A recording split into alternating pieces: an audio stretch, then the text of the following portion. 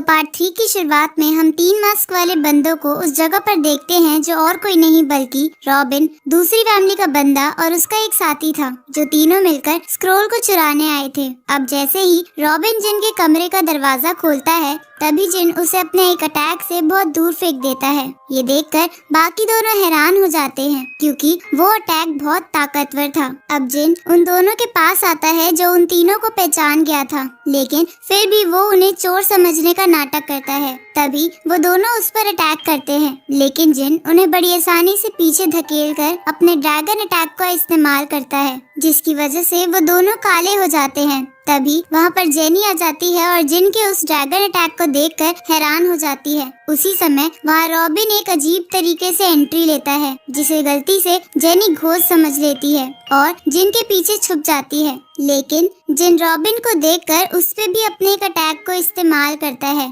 जिसकी वजह से रॉबिन के सारे कपड़े जल जाते हैं और वो काला हो जाता है। आगे जिन बाकी सभी फैमिली के लोगों को बाहर बुलाकर कहता है कि ये सभी चोर हैं जिन्हें आप गुलामी के लिए मेडिकल पिल देकर खरीद सकते हैं। ये सुनकर रॉबिन गुस्से में कहता है कि तुम हमें मेडिकल पिल के बदले में बेच रहे हो, तो जिन उसे डराता है, जिससे डर कर रॉबिन कहता है कि मेरे पास भी मेडिकल पिल है तो मैं अपने आप को खरीद लूंगा। ये सुनकर बाकी दोनों भी ऐसा ही करते हैं और अपने लोगों से पिल मंगवा कर जिन को दे देते हैं। थोड़ी देर बाद जिन उस स्क्रोल को इवान को वापस कर देता है क्योंकि उसे यकीन हो गया था कि अब उसे कोई परेशान नहीं करेगा। इसके बाद जिन जेनी के पास जाकर कहता है कि हम अगली सुबह निकल जाएंगे, पर जेनी उसे मनाकर रात में ही उसके साथ वहाँ से निकल जाती है क्योंकि उसे लगता था कि इन सब बातों की वजह से कोई और दिक्कत ना हो जाए। अब रास्ते में जेनी जिन को बताती है कि स्पिरिचुअल लेवल 3 पार्ट्स में डिवाइडेड है, जिन्हें क्लियर करके तुम अपनी स्ट्रेंथ बढ़ा सकते हो।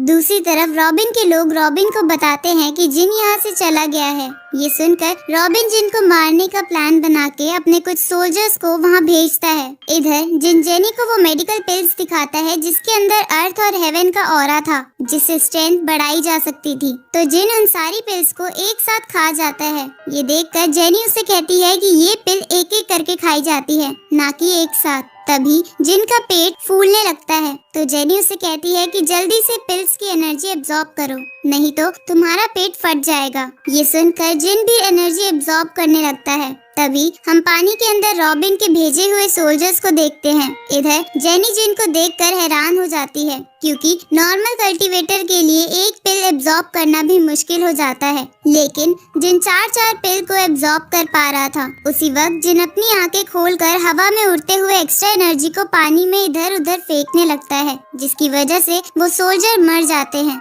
आगे जिन जेनी को कहता है कि उन पिल्स की एनर्जी की वजह से वो बहुत स्ट्रांग महसूस कर रहा है, तो जेनी उसे कहती है कि ये तो बस फर्स्ट स्टेप है, तुम्हें अभी अपना स्पिरिट सिंबल भी चुनना है। जिस पर जिन कहता है कि देख लेना, मैं सबसे ताकतवर स्पिरिट सिंबल ही चुनूंगा। तो जेनी उसे बताती है कि पुराने समय से सभी स्पिरिट सिंबल में से एक ही सिंबल है जो बहुत ज्यादा स्ट्रॉन्ग है, जिसको पाने के लिए बहुत मेहनत करनी पड़ती है। ये सुनकर जिन उसका नाम पूछता है तो जेनी उसे बताती है कि वो एक piece of paper spirit symbol है, जिससे मुश्किल चीजें भी आसान हो जाती है। ये सुनकर जिन सोचने लगता है कि वो भी उस सिंबल को पाने की पूरी कोशिश करेगा। तभी वो बोट एक पत्थर से टकरा जाती है, जिसकी वजह से जेनी जिन के ऊपर गिर जाती है और ये मौका पाकर जिन उसकी बॉडी पर गलत टच कर लेता है, जिसकी वजह से जेनी उसे मुक्का मारती है। आगे वो दोनों किंग यांग सिटी आ जाते हैं और वहाँ के बाजार में घूमने लगते हैं। तभी जिन कहता है कि उसे बहुत भूख लग रही है,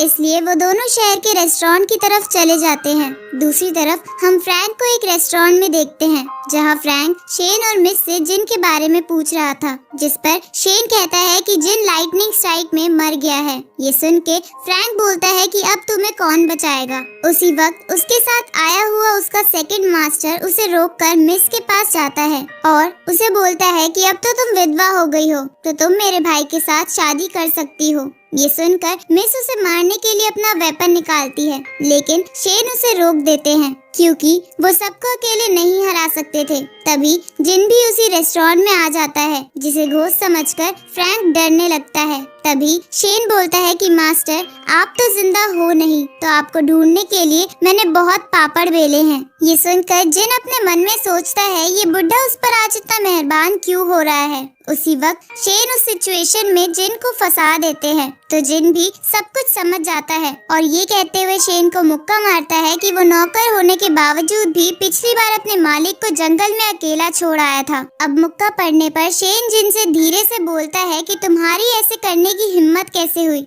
जिसपे जिन बोलता है कि मालिक बनाने का नाटक भी तो तुमने ही किया था, तो तुम अब इस नाटक को निभाओ, नहीं तो सबको सच पता चल जाएगा। इसके बाद जिन शेन को और पीटने लगता है, पर मिस उसे रोक देती है। तो जिन मिस के क्लोज जाके उसे किस करने की कोशिश करने लगता है, क्योंकि उसे लगता था कि मिस भी उसकी वाइफ का नाटक करते हुए उसे किस दे देगी। लेकिन तभी सेकंड मास्टर गुस्से में कहता है कि क्या तुम्हें हम नहीं दिख रहे, जिस पर जिन बोलता है कि मैं तो बस अपनी वाइफ से मिल रहा था। तो सेकंड मास्टर जेनी की तरफ इशारा करके जिन से पूछता है कि ये कौन है, तो जिन कहता है कि ये भी मेरी वाइफ है और 2-3 वाइफ होना तो नॉर्मल बात है। तभी जेनी उसे पीनट मार के चुप कराती है। अब सेकंड मास्टर जिन से बोलता है कि तुम्हारी शादी हुई है या नहीं, इससे मुझे कोई मतलब नहीं, लेकिन तुम जरूर मरोगे। इसके बाद सेकंड मास्टर जिन को मारने के लिए फ्रैंक को ऑर्डर देता है। तो फ्रैंक अपनी पूरी ताकत से जिन पे हमला करता है, पर जिन उस अटैक को बड़े आराम से रोक लेता है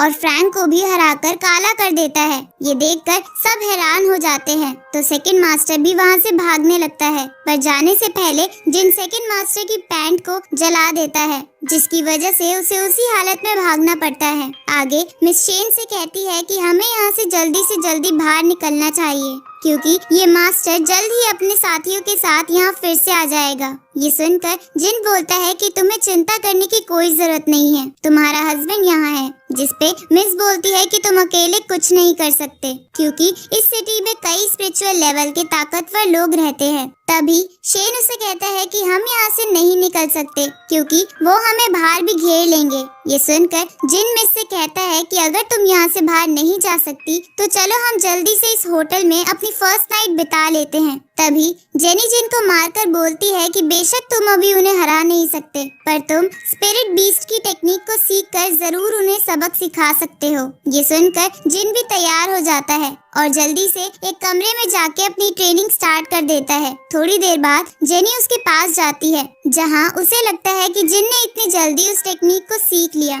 लेकिन जैसे ही जिन उस टेक्निक को इस्तेमाल करता है, तो बस एक कीड़ा ही बाहर आता है। ये देखकर जिन फिर से टेक्निक इस्तेमाल करता है, पर अब की बार भी वो बस एक पिग के बच्चे को ही बुला पाता है। इसके बाद वो बार बार उस टेक्निक को इस्तेमाल करता है और अलग अलग जानवर को बुला लेता है। अब ऐसे करते करते रात हो जाती है, जहाँ इतनी प्रैक्टिस के बाद जिन उस बीस्ट को बुलाने में कामयाब हो जाता है। ये देखकर जेनी खुश हो जाती है, पर जिन उससे कहता है कि मैं इससे भी ताकतवर स्पिरिट को बुलाऊंगा। तभी वहाँ मिस आ जाती है, तो जेनी उसे बाहर ले जाकर उस रूम के दरवाजे पर ताला लगा देती है, ताकि जिन डिस्टर्ब ना हो। अब जेनी और मिस बाहर खड़े होकर बातें करने लगते हैं, जहाँ मिस जेनी से पूछती है कि तुम जिन से कहाँ मिली थी। ये सुन के जेनी को अपनी और जिन की पहली मुलाकात याद आती है, जिसे सोचकर वो खुश होने लगती है और मिस से कहती है कि हम दोनों फॉरेस्ट में मिले थे, लेकिन तुम चिंता मत करो, मेरे और तुम्हारे पति के बीच में कोई अफेयर नहीं चल रहा है।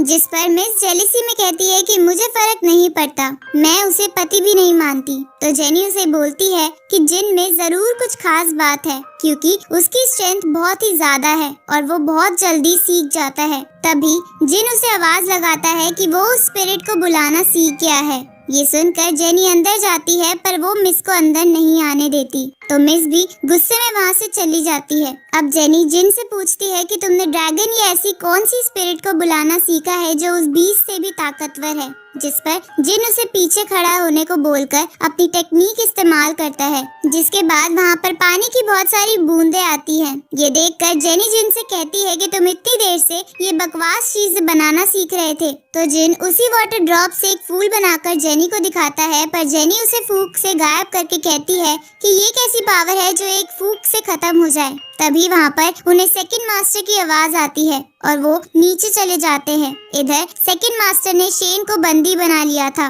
साथ ही वो अपने साथ एक ताकतवर सिपाही को भी लाया था। अब शेन को बंदी बना देख मिस सेकंड मास्टर से उसे छोड़ने को कहती है, तो सेकंड मास्टर बोलता है कि मैं इसे छोड़ दूंगा अगर तुम मेरी बात मानोगी। तो तभी वहाँ पर जिन आ जाता है और सेकंड मास्टर से कहता है कि तुम शेन को मार सकते हो, जिसपे मिस बोलती है कि तुम ये क्या कह रहे हो। तो जिन कहता है कि ये बुढ़ा मुझे हर बार फंसा देता है, तो मैं इसे क्यों बचाऊं। साथ ही वो सेकंड मास्टर से बोलता है कि इसके मरने के बाद हम दोनों बैठकर बिजनेस की बात करेंगे। ये सुनकर शेन कहता है कि मैं तुम्हें मरने के बाद भूत बन के डराऊंगा, पर सेकंड मास्टर उसे चुप करा के जिन को बोलता है कि अगर तुम्हें मुझसे बात करनी है तो तुम्हें मेरे सामने झुकना होगा। जिस पर जिन कहता है कि लगता है तुम पिछला सबक भूल गए हो, तो चलो मैं तुम्हें वो याद दिलाता हूँ। ये सुनकर सेकंड मास्टर हंसने लगता है और अपनी स्पिरिट दिखाकर कहता है कि लास्ट टाइम मैं इंजर्ड होने की वजह से हारा था, पर इस बार मैं मेडिकल पिल्स लेकर आया हूँ, तो तुम मुझे नहीं हरा पाओगे।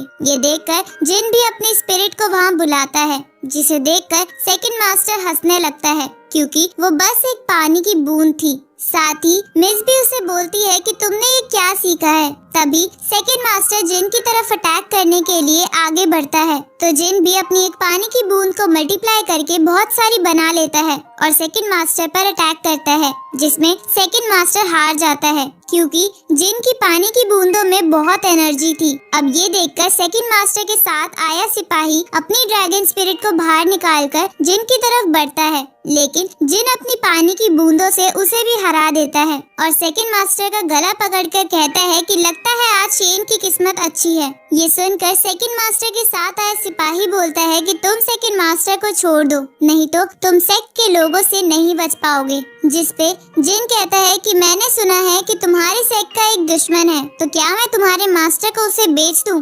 ये सुनकर सेकंड मास्टर खुद को छोड़ने की रिक्वेस्ट करने लगता है। तभी वहाँ एक आदमी आ जाता है जो बहुत गुस्से में लग रहा था। और इसी के साथ पार्ट 3 यहीं खत्म।